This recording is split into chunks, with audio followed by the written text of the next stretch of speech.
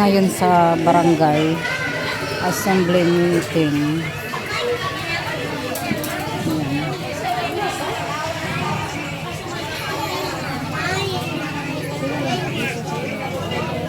Ayan.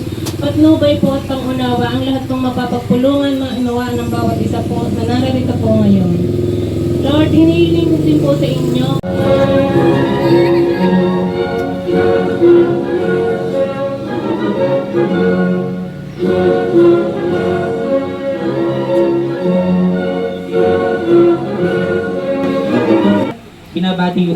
Bago po ang lahat, binabati ko po ang ating magiting na Mayor, Honorable Rico B. Puno. Sa lahat po ng konsehal, Konsehal Bong Ancheta, Konsehal Harold Ansaldo, Konsehal Jose Cos, Junior, Konsehal Joel de las Alas, at sa lahat po ng mga taga-Bagong Silang na nagbigay at naglaan po ng oras dito po sa ating Barangay Assembly kay second semester calendar year 2025, araw na pakikibahagi. Maraming salamat po sa ating tagapagpakilala, ang nagalang-galang SK Chairman Alvin Hernandez. Sa inyo po lahat, okay bumabati, lalo pigit sa ating mga panauhin. Una-una po sa ating masipag at napaka maalalahin na yung po yan ang magawa. At sa ating po mga kasama na. Magandang umaga po sa ating lahat. Una po ay ating pagbati at pagpapasalamat sa ating mga kasamang naglilingkod sa ating bayan, sa miyembro po ng Sangguniang Bayan na narito ngayon. Isang magandang salamat po sa inyo. At siyempre po sa pamunuan ng Barangay Bagong Silang, sa pamumuno po ng napakasipag ninyong kapitan, na bagamat kahit hindi ko nakasama sa nakaraan laban, pero ito yung kaibigan ito. Kapitan Joel ito, kasama po ang kanyang Sangguniang Barangay, functionaries, sa mga SK officials po, sa pamumuno po ni SK Chairman Alvin Hernandez, at narinig po ang ating PTA President, Tess Ilaw, at ang ating pupang principal na si Ma'am Annabel Leotus. Ma'am Annabel, pinapunta ko na sa iyo ng isang araw yung ating municipal engineer para sa ating paunang ipapagawa sa inyong eskwelahan na yung kung gagamitin natin konti dyan. Wala naman akong inabot ng pondo, pero ang dalawang mayor naman hindi naman nakikita sa pagingin. Yun po ay galing po sa isang pribadong tao po yung ipapagawa po natin doon sa iyong gusto ipagawa sa iyong eskwelahan. Kaya ito po yung lingkod. Ito po ay ginagawa na po yung programa po, ma'am. At sa ating pong masipag na senior president na si Pablo Villanueva, na halos araw-araw ay magkakasama po kami dito sa kanilang opisina. At yung mga kababayan po natin mga senior, sa tulong po ng ating mga kasama sa Sangguniang Bayan, lahat po ng mga hindi pa nakakatanggap ng ayuda or pension, baka next year po, ito po yung aking pinakiusap sa ating mga miyembro ng Sangguniang, hindi naman po sila nag-aatubili na ito po ay ipagtuloy po nila. Kaya po makakaasa po kayo na sa pagbabudget po natin na ginagawa ngayon ay naglaan po ang Sangguniang kami po ng pondo para po yung mga hindi pa nakakakuha ng pension ng galing sa national ay makakatuwa na po sila ng galing sa ating lokal na pamahalaan. At siyempre po, kaya medyo lubos din ang katalakad ng ating presidente ng senior.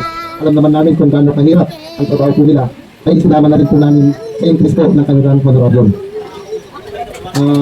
At makakatulungan po pala ang ating napakasipag na DILG, si Sir Tomas Tumayor. Sir, salamat po sa palagi ng pagkakot sa amin.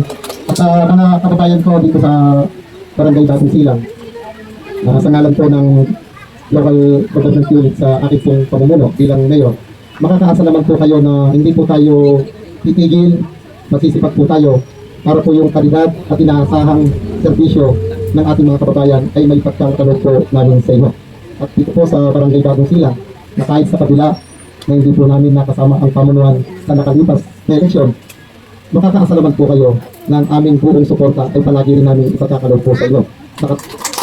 Sa katunayan na po, sa halos 100 araw ko po, mula nung ako po ay na-assume ng aking posisyon bilang ama ng bayan, ang Bagong Silang sa pangunguna po ng inyong kapitan, ang siyang pinakamaraming nailapit sa akin. At kaya po si ating kapitan, wala po na isa mang inilapit sa amin na hindi ko po siya pinagbigyan. Na kahit po wala mang pondo, ayun, sa slogan po ng mayor, yun po pinakakalob sa kanya. Ang isang halimbawa po nito, ang dami nang inilapit sa akin ng yung libreng kalilaw kapitan. Ilan ba ang nilapit mo sa akin? Nasa 60 na mahigit. Bago po kami nag-assume ng aming posisyon, yung pong supplemental ng ating local government bago mag-election po na 61.9 million na kabilang po doon yung pailaw at water system, sa awa naman po ng Diyos, pati po namin ay wala pong natira. Pero sa kabila noon, nung paglapit po sa atin ng ating kapitan na para mapailawan, ay ginawan ko po agad ng paraan. Yung pong 60 million, ako po lahat ang nagbayad sa Bureau 5 na bayarin kaya sa munisipyo. Sa sarili po natin dito yan. Ganyan po ang mahal. Ang kapitan ng bagong silang. Kaya po makakaasa po kayo na ang lahat po ay gagawin namin para po mabigyan kayo ng maayos na serbisyo. Ang isa pa po na pinapalog ko po sa inyo, na sa kabila na po ang dumating lamang sa ating na slot na GIP ay nasa dalawa lamang pong slot dahil hindi na po priority ito ng national government ang GIP. Pero ako'y naawa naman po na sa napakadami ng nag-apply sa atin ng trabaho. Kaya ang inyong pong lingkod ay nagsumamo at nakiusap sa national government na kung maaari naman ay madagdagan man lamang kahit ilan pa ang slot natin sa GIP. Nung nabigyan tayo, kapag ang bagong silang kaya ang pinakamaraming nabigay na slot. Hindi na po ang binigay po namin slot ngayon sa inyo. Kaya po lahat po ito ay ginagawa namin para sa inyo. Ito lamang po ay patunay na sa aming pamumuno ay tapos pa po ang direksyon. Kaya po, papupunan niyo po na ang aking mga kasama sa Sangguniang Bayan, ang marami naman po dito ay hindi naman po namin kapartido. Pero pagdating sa kapakanan ng ating mga kababayan, ang ating reading sa kanila, kaya hindi po ako nagdadalawang salita sa kanila.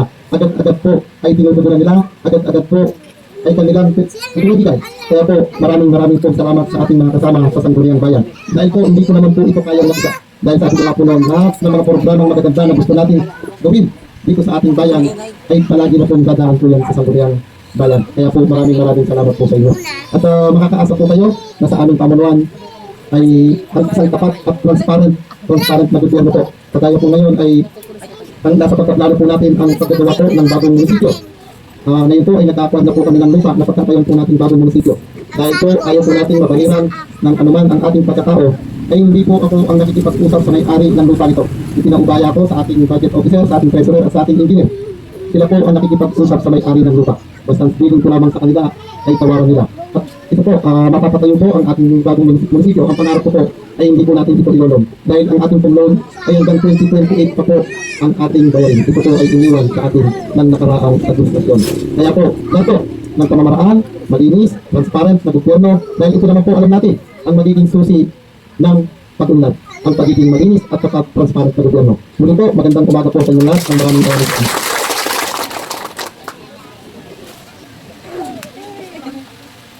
Mayor, naniyahan po ulit kayo sa unahan para po ikawat ang inyong certificate na yung si Kapitan Joel Rico. Babasahin ko muna ang nilalaman ng certificate. Certificate of Appreciation is awarded to Honorable Rico B. Puno for his invaluable contribution as a resort speaker during the conduct of the Barangay Assembly Day for the second semester of the calendar year 2025. On October 11, 2025 at Barangay Hall, Barangay Bagong Silang, Calatagan, Batangas.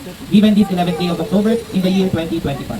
Signed by our Punong Barangay, Honorable Joel N. Rico. Sabi ko kanina, pag-yung driving tatagapin lang yung sila nakalagay sa... Ayun, talaga masyado na kami tinitidaw, hindi man lang nila inilagay sa...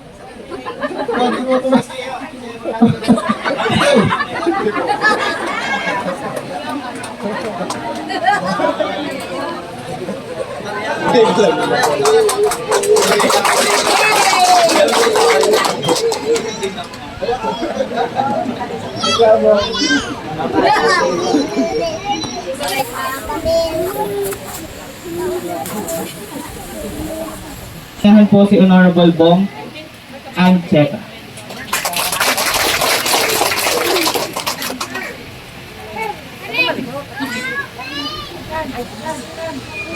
Maraming pong salamat, SK Hernandez. Sa ating puminamahal na Punbayan, Mayor Rico Puno, yan po'y matalinong nakasama sa serbisyo, investigador, yan po'y sinundan hanggang Maynila, Rizal, Laguna, lugpo ang kalabasin niya masablan ng kaso, ginawa niya, yan ako bumilip sa kanya. Kahit walang baon, wala kang kababag, pakikita-inter lang naman ng mahal, si Limang po, ay nagkatrabaho mo yan ng pusa. Ganyan ho niya kamahal ang ating bayan. At tinitiyak ko, na bilang bayaw ay dalong iunlad ang ating bayan. Kilala ko ang pagkasamin. Sa mga kasamang konser ng bayan na nasa likuran ko, magandang umaga po sa ating Kapitan Joel Rico. Isang magandang umaga po sa ating lahat. Hindi ko kakahabaan ang aking pananalita, mga 1 oras lamot na init. Una po, pagbati po sa ating pong ikinagalang at masasabi kong napakasipag na pong sa ating pong kapitan ng ating barangay, Rico Puno, Joel Rico. Ang anak po ni Kapitan Joel ay aking pong estudyante nilang lubos po ang pasasalamat ng inyong lingkod dito pong nagdaan. Dahil sabi nga, kasi ko hindi nananagaw, pero dito pong nagdaan, ako po ay naging number 1 sa inyong pong puso. Maraming po salamat sa inyo. At ako po naman, wala pong ipinangako, hindi ako po kayo, isa pong malaking bagay po yun. Sa mga iniwan ng asawa at mga boyfriend, narito po ako, gaganti po tayo. Yelo ko, hindi natin sila.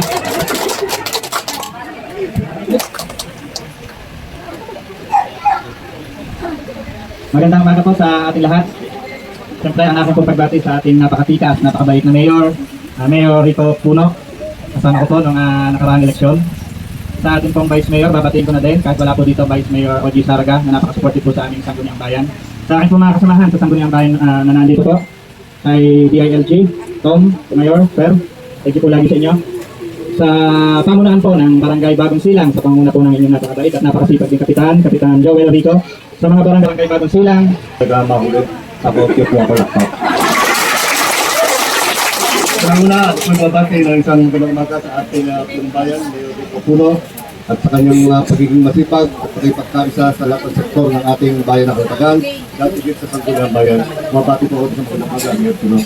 At sa ating mga kasama sa Sangguniang Bayan, na nagsalita kanila lamang, at siyempre, hindi natin kalimutan na batiin ang pamunuan ng Sangguniang Barangay sa paugulan ni Kapitan Rico. Rico. sa kanya pong ibinigay